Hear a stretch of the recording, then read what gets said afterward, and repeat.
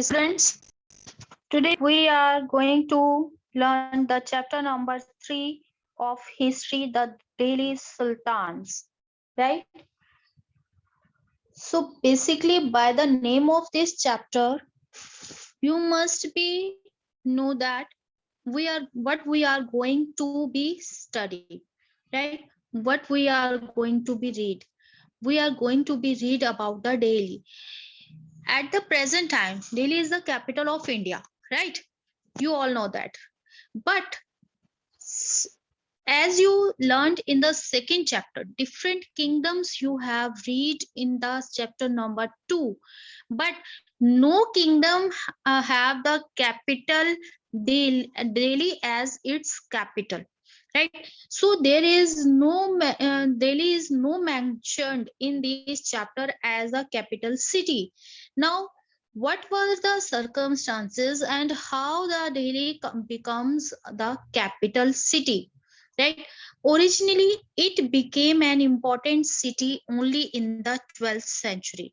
Before that it had not so much importance, but during the 12th century Delhi became an important city. There were a chain of some circumstances which made Delhi as an important city, right? So first of all, Delhi was ruled by the different dynasty. There were 5 dynasty which ruled time to time at Delhi, right? So these dynasty we will focus in on these dynasty in the next topic, right? First of all, Delhi became firstly Delhi became the capital of a kingdom under the Tomar Rajputs, right? So firstly Delhi became the capital when the Tomar Rajputs ruled over Delhi. There were two kingdoms in Rajputs. First was Tomar and second were Chauhans, right? So there were two dynasties. There were two kingdoms in Rajput dynasty. First is Tomar and second is Chauhans, right? Chauhans defeated the Tomar Rajputs in 12th century, right? Till the 12th century, the Tomar Rajputs ruled over Delhi and Delhi became the capital of the kingdom, right? Chauhans, Chauhans, they were from Ajmer, right? So it was under Tomars and Chauhans that Delhi became an important commercial center, right? Which region will become the capital city of any kingdom? Who have the importance, who have the importance of trade and commerce, who is a capital commercial center, who will have the administrative blocks, right? So that city is considered as the capital city of any kingdom. And in the ruling time of Thomas and Chauhans, Delhi became an important commercial centers. Different commercial activities were going on during the period of 12th century under the rulers of Thomas and Chauhans, right? So many rich Jain merchants lived in the city and constructed several temples. Now the city was occupied with the rich merchants. Mainly Jain merchants were living in the cities and they constructed several temples, because if there is a there are rich peoples, so they will make more and more development in the city. Like that, many rich Jain merchants constructed several temples there, right? So there were different activities were going on. Temples were built, coins minted were there, and because these coins were minted in Delhi, and they are known as Delhi Wall, right? So they were known as Delhi Wall. had a wide circulation. Now these coins were very widely circulated among the society, which were called Delhi wall, because they were coined, they were minted in Delhi.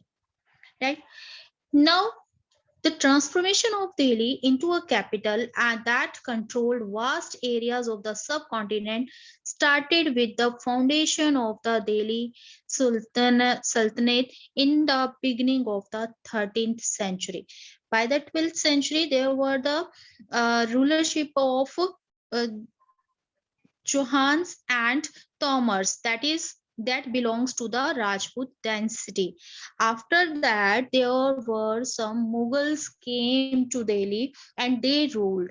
Rajputs were considered as Hindus, and after the dynasty of Rajput, there were the rulers of Mughals, right? So at that time of 13th century, Delhi was under the ruler of Mughal emperor, right? So basically, it converted its in capital in 13th century.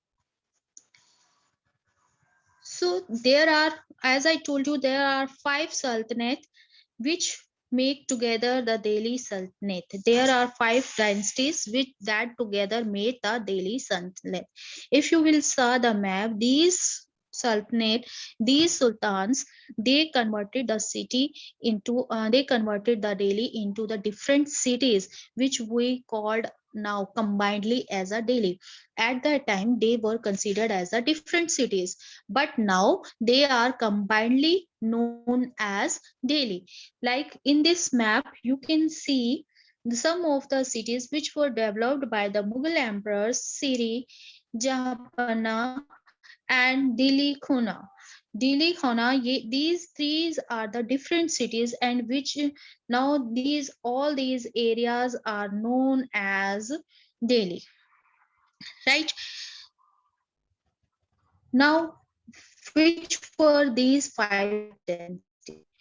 The first dynasty who ruled over Delhi, that is Rajput dynasty. There were two rulers. First is Tomar and second is Chauhans. Right?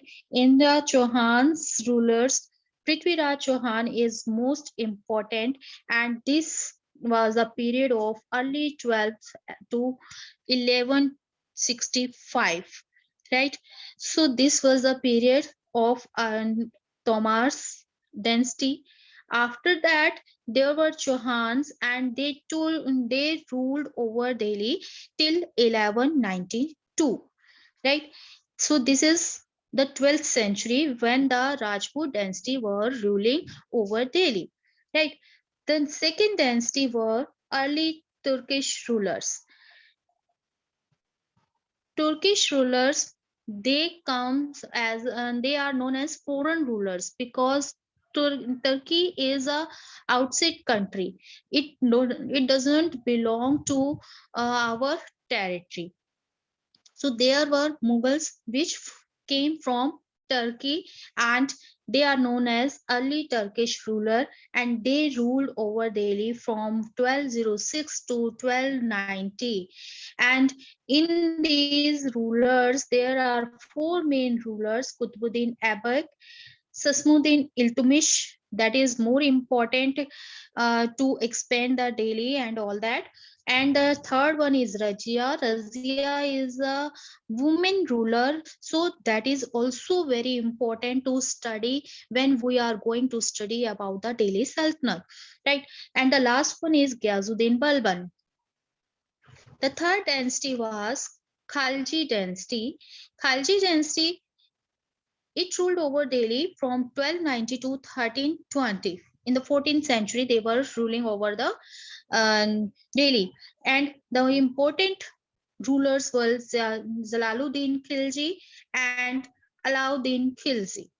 The next dynasty was Tughlaq dynasty. So basically, Delhi undergoes many changes under the ruler of Tughlaq and Iltutmish dynasty, right? And Khalji dynasty. So that was a period when the uh, Turkish when the Khalji and the Tughlaq dynasty made some more and more changes in Delhi, and Delhi became a prosperous and the capital city. So the fourth one is Tughlaq dynasty, and it rules over Delhi from 1320 to 1414. And the three rulers were made Ghazuddin Tughlaq, Muhammad Tughlaq, and Firoz Shah Tughlaq. The fourth dynasty was Sayyid dynasty, and they rules 1414 to 1451, and there is only one main ruler, that is Khizr Khan. The last dynasty is the Lodi dynasty, that it ruled over Delhi from 1451 to 1526, and Balwant Lodi was the important ruler, right? So in this chapter you will deal with the four main dynasties, that is Rajput dynasty, which ruled over Delhi at the beginning of the 12th century. Until the end of the 12th century, the Rajput dynasty was ruling over Delhi, right? And it began to become a capital city under the Rajput dynasty. After that, you will learn about the Turkish rulers, Khalji dynasty and the Tughlaq dynasty, and what are the changes undergone in Delhi under these three dynasties, right? So let's start finding out about the Delhi Sultans. How we can find out about the Delhi Sultans? How we came to know about the Delhi Sultans, right? So although inscriptions, coins, and architecture, they provide us a lot of information, especially valuable for histories. Right? Histories means यहाँ पर in this chapter or in the history, we came to know about the different sultans. We learned about these five dynasties they ruled over Delhi, and what the changes they make in Delhi. All these, how we came to know. We came to know by the inscriptions, by the coins of that time, by the architecture styles, by the architecture styles of that time. The historians came to know about the history of the sultans. The the these things are written in the Tariq and the Twarik. Tariq is a singular form while the Twarik is a plural form. These documents, these are the basically documents. Tariq and Twarik, these are basically written document, and these written documents are written in Persian language, right? Persian language. Why these are written in Persian language? Because these are written under the dynasty of Tughlaqs, and they used Persian languages. That's why these are were written in Persian language, and that was also the language of administration, right, under the Delhi Sultan, because that was a period of Mughal emperors, when the Mughal emperors came to India in the form of Tughlaqs, Iltutmish, and all that, right? All these are the Mughal emperors, and they use Persian language. That's why all the documents and the language of administration was also in Persian. In the picture you can see there is a long procedure to when the Twarik was written. First picture in which you can see a person is preparing the paper. Now these days you have you brought the paper from the market very easily. The paper is available, they are made by the machineries. But at at the time of the 13th century, the paper was prepared by hand. So a person is preparing the paper first, then when the paper will be prepared, the second person was written something on this paper regarding Delhi Sultanate, right? And in the third picture you can see this person is melting the coin, right? And after that, when the all these things were written on the papers, they were binded up, right? So this is the stages. of making a manuscript. You have read about the manuscript in the previous chapters, right? That were written document, right? So how it will be prepared? By preparing the paper first, second by writing the text on this paper, and third procedure was melting gold to highlight important words and passages, right? And after that these papers were binded. So mostly the authors of Tuareg were learned men, secretaries, administrators, poets, and courtiers who both recounted events and advised rulers on governance, emphasizing the importance of just rule. Right. So who wrote the Tuareg? They totally wrote about the administration, about the Delhi Sultanate, which was read by secretaries, administrators, poets, and courtiers, and that helped them to advise the rulers about the governance and about the just rule. What is just rule? Just rule, that is circle of justice. What is the circle of justice? One of them author was Fakir Mudabir, who wrote in the 13th century. What he wrote? He wrote, a king cannot survive without soldiers. No doubt. That was the time of kingdoms. That was the time of different dynasty, the different rulers. So to protect themselves, to protect their kingdom, and to expand their territories, no doubt a king needs the soldiers, right? So a king cannot survive without soldiers, and the soldiers cannot live without salaries. It is okay, because every person who will do the work, he or she will need the money, and that was in the form of salary. So soldiers cannot survive with the salaries. And how the salaries will come? The salaries come from the revenue collected from peasants. How the king will be able to pay the soldiers? When he will collect the revenue from the peasants. And how the peasants will manage to pay the revenue? When they are prosperous and happy. Correct. So this happens when the king promotes justice and honest governance. And how the peasants will be happy and prosperous? If the king is doing his work honestly, right? If he is promoting justice in his kingdom, only the persons, only the peasants, only then the peasants will be happy and prosperous. So basically, the circle starts with the king, and it also lasts by the king, right? So the king makes honest governance and all that, so it will make the peasants happy.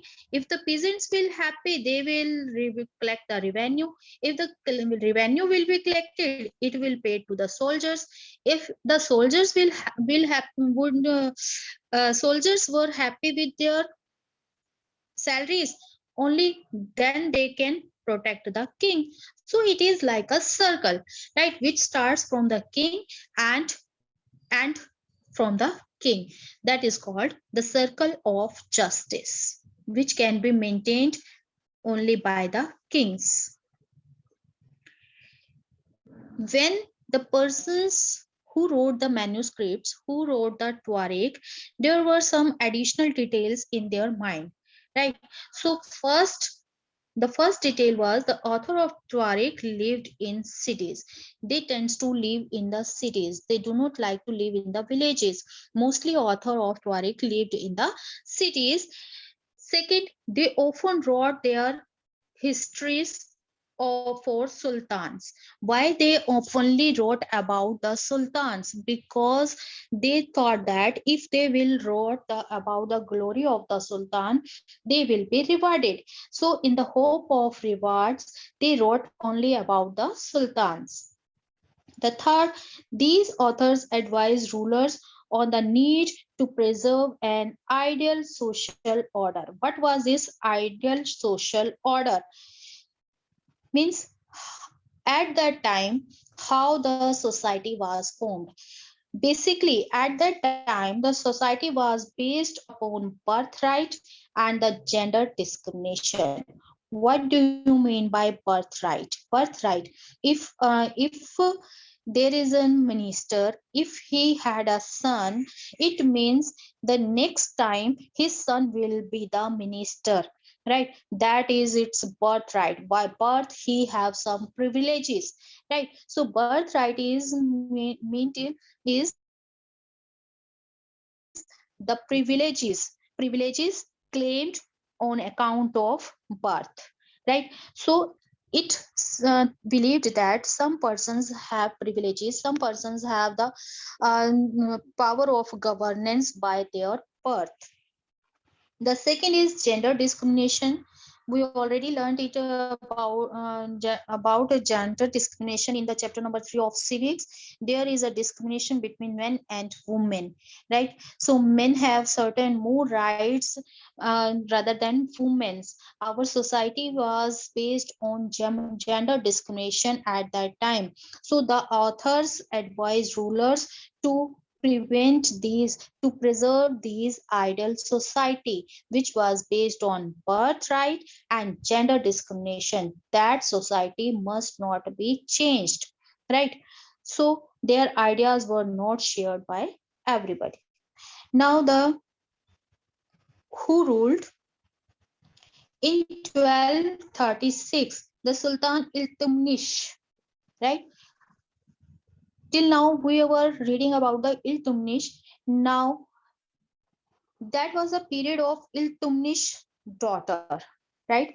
The name of his daughter was Razia. That became Sultan after Iltutmish, because most of his son were not able to perform the duty of a sultan, and Razia was very capable. So she was a sultan, and that's why she was called Razia Sultan, right?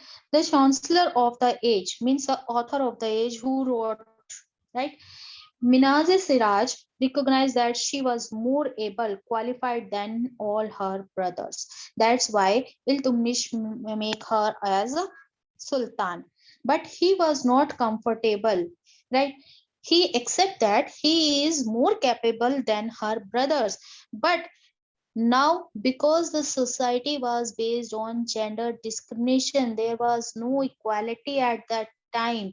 So he was not comfortable to having a queen as a ruler, because at that time the men could not work under a female person. So they were not able to accept a queen as a female person as a ruler. So, nor were the nobles happy at her attempts to rule independently, and she was removed by the throne in 1240. Only 4 years she ruled over Delhi, because the people and the authors, all the men society did not feel comfortable with the female sultan. They did not want to be a female as their emperor. That's why she was removed from the throne. Minazi Siraj, what he wrote about Razia, right?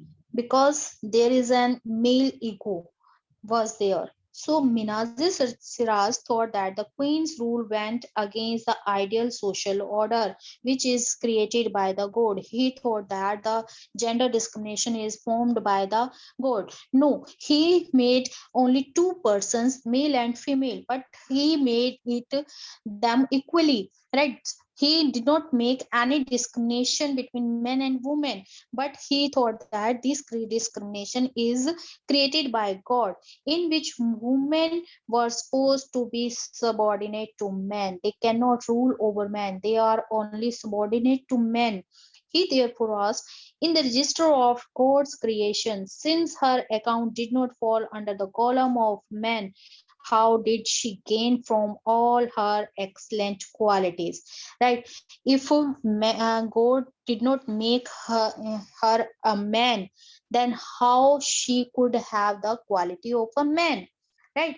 So much how this stereotype society was, right? On her inscriptions and coins, Razia mentioned that she was the daughter of Sultan Iltutmish, right? When there was inscriptions, coins, she wrote that she was the daughter of Sultan Iltutmish. This was in contrast. There were some other queens at that time, but they used to another form. One was Rudrama Devi. Rudrama Devi that belongs to the Kakatiya dynasty of Warangal, which is in the Andhra Pradesh. She changed her name on inscriptions and pretended as man, right? Because she knew that our society will not accept the female as a ruler. So she changed her name on the inscriptions, and she changed her name as a man, right? Another queen was Dida. Dida ruled in Kashmir. Her title is so interesting because it comes from Didi, right? Didi or elder sister. So because she was very affectionate to their subjects, that's why they called her Dida. So by this reading, you can see that there were some female rulers also, but they were not accepted by the society as a female ruler. If Razia is ruling as in its original form, as its female form, then she was not accepted and thrown out by the subjects, thrown out by the people. But the other two, they used different names as a man, and that's why they ruled over the society.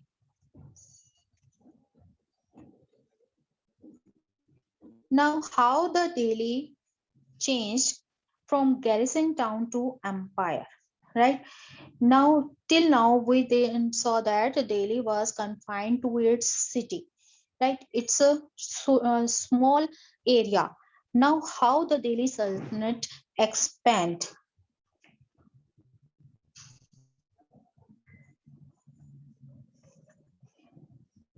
In the early 13th century, the control of the Delhi sultans were rarely went beyond heavily fortified town occupied by garrison.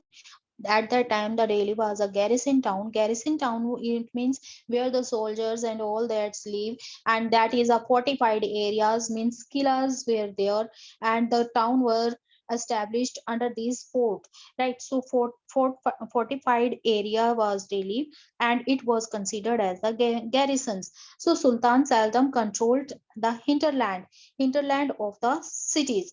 Hinterland means by the lands adjacent to a city or port that supply it with goods and services. Suppose there is a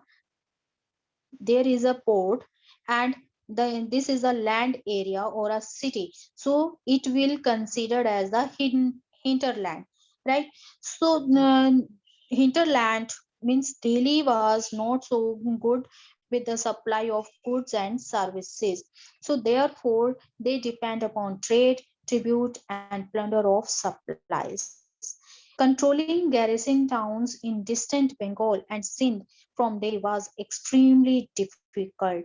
Now, what was happened, because they have to trade, and they have to trade from the Bay of Bengal and from the Sindh, and that it was very extremely difficult for the sultans to control over the Bay of Bengal and Sindh, because they are situated at a great distance, right? So there were some rebellions, there were some wars, even sometimes bad weather, and they make all these factors make fragile communication routes, right? So moreover, Delhi's authority was also challenged by Mongol invasions from Afghanistan. So there were some rivals also who always continued to invade over Delhi, and they were Mongol from Afghanistan. They continued to invade over Delhi. Moreover, the governors, which are already appointed by the Delhi sultans, if they came to know about the weakness of the sultans, they also tried to capture the kingdom. So controlling of garrison town in distant Bengal and Sindh, that is so difficult. There were some rebellion, there were some bad war, even some bad weather was there, and they make the communication weak, right? Some invasions by the Afghanistan and by the governors of their kingdom also weakened the uh, rulership, weakened the control of Delhi. The Sultanate barely survived these challenges. Its consolidation occurred during the reign of Ghiasuddin Balban and further expansion under Alauddin Khilji and Muhammad Tughlaq. Right, so it became the challenges for Sultan to prevent these invasions. So how they overcome these challenges, right? So these were the challenges under the Ghiasuddin Balban, under the rulership of Alauddin Khalji and Muhammad Tughlaq. All these three dynasty, the Delhi have to face the invasion from outer side. How they overcome these problem?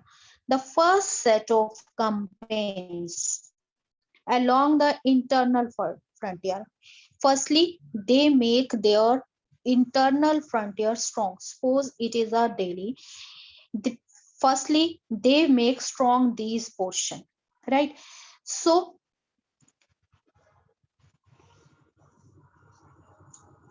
during these campaigns, forests were cleared in the Ganga Yamuna Doab, and hunter gatherers and pastoralists, they are expelled from their habitat. Now the land was converted into the agricultural land. Forest was cleared because the pastoralists and gatherers lived in the forest, so they are compelled to excel, right? Now these lands were given to peasants and agriculture because they want that they should have sufficient goods of their own. So that's why they converted the land into agriculture land, and that land was given to the peasants for agriculture. New fortresses, garrison towns, and towns were established to protect Delhi from the invasion. New fortresses, new forts were built, right? New garrison towns were built, and different towns were established to promote the trade and commerce, right? That was the first expansion when the internal structure of the city was reconstructed, and it to make it strengthen. The second expansion is external frontier. Suppose that is Delhi. First expansion was this, right? In the second, out of Delhi, if there is any other areas out of Delhi, how they will make these areas in the control of Mughal dynasty, right? So the second expansion was the external frontier. Now they want to expand the territory of Delhi.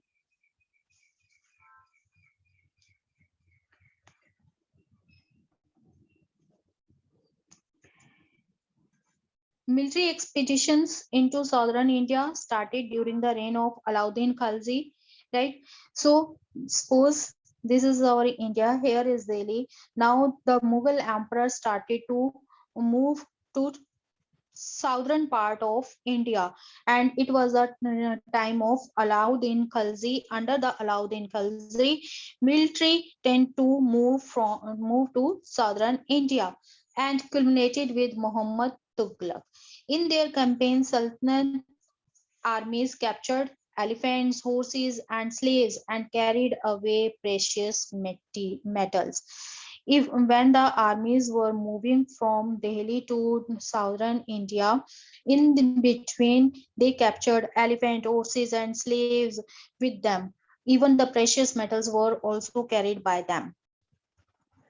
By the end of Muhammad Tughlaq's reign, 150 years after somewhat humble beginnings, the armies of the Delhi Sultanate had marched across a large part of the subcontinent. So, by the end of Muhammad Tughlaq, after 150 years, in the 150 years, the Delhi Sultanate had captured all the Indian subcontinent, right? They had defeated rival armies now and seized the cities ruled by them. The Sultanate collected taxes from the peasantry and dispensed justice in its realm, but how complete and effective was its control over such a vast territory? In the map, you can see there is a Delhi, right? So under the